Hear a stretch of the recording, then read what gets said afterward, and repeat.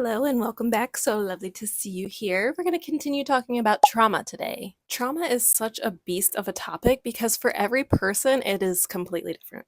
We have so many environmental factors that affect the way we handle our trauma. For example, the things we experienced in childhood, the relationships that we've gone through, our genetic makeup, our generations' experiences, our past lifetimes. This is why I mentioned the 5 bodies in my last video, because oftentimes I feel like we focus on the physical and emotional, and we completely neglect the spiritual, the energetic. This is why I find it so important to start your healing journey, your spiritual journey, your energetic evolution. If you can see an energy healer, that is what I do. I'm a Reiki master and hypnotherapist, and our trauma is tied to our subconscious mind. You would think after experiencing all these traumas, you should be able to identify everything so easily, but no.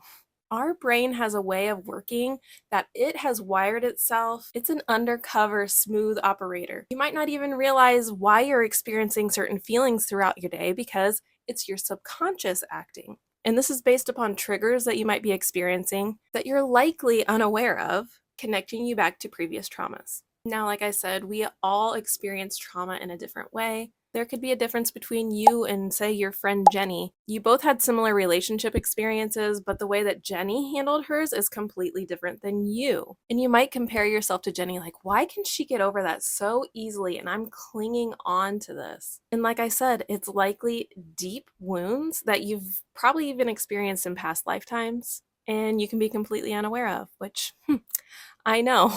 But again, that's why I think it's so important to start becoming aware of these things. And you don't even have to hire a spiritual healer or anything. Just start with meditation. Meditation can get you into a deep brainwave state where you can access your subconscious mind and start realizing these traumas you've experienced and how to heal them. Now, I didn't say it was easy.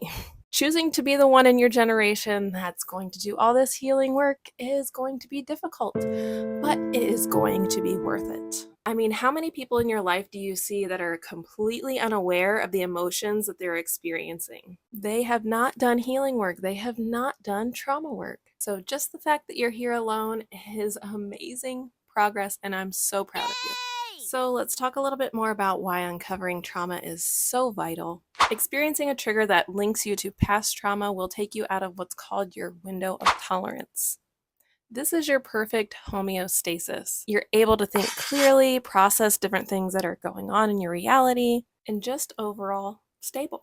And when you experience a trigger, it can take you out of this window of tolerance to a state of hyper or hypo, fight or flight. And chronically, over time, you find it hard to get back to that homeostasis window of tolerance. Now, what this does to you is wreaks havoc on your nervous system because you're in chronic stress. You're experiencing extreme highs and extreme lows, and your body comes adjusted to that.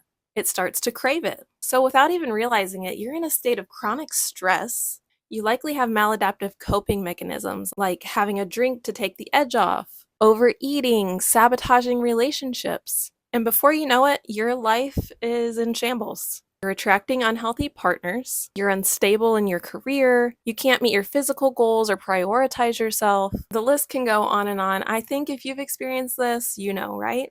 So for example, let me share one of my experiences with you. Growing up, I didn't really have stable mentors to look up to, and the people that I did have in my life were telling me I was too sensitive and vulnerable. So when I started creating relationships, I kind of ignored all the red flags. And I started seeking validation from other people and experiences, which led to a lot of people not really seeing my worth and really burned me in the end. Because without taking the time to assess our experiences, how do we grow from them? Now, am I saying everyone should experience trauma? No.